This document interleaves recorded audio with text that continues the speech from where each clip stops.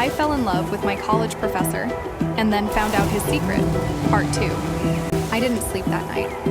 I must have stared at that Instagram post for over an hour, zooming in, refreshing the page, trying to convince myself I was wrong. Maybe it was an old photo. Maybe it was someone who looked like him. But it wasn't. The post was from 2 days ago, and the comments were full of congratulations. You guys are perfect together. Finally! Can't wait for the wedding. My stomach dropped. The man I had been falling for was getting married. The next day, I didn't go to class. I couldn't look him in the eye. I couldn't even get out of bed. But I needed answers. So later that night, I emailed him. Just one line. We need to talk. In person. He replied within minutes. I'll come to your apartment tomorrow. 5 p.m. I was shaking when he arrived. He looked normal, like nothing had changed.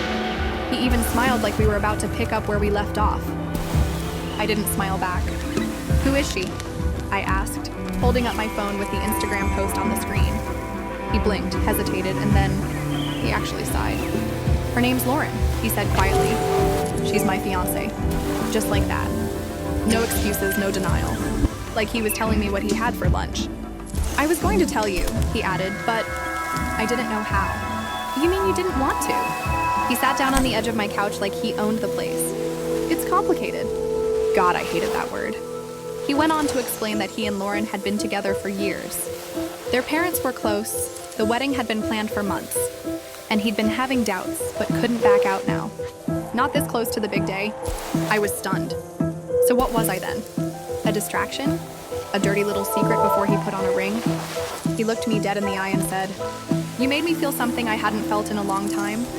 Something real."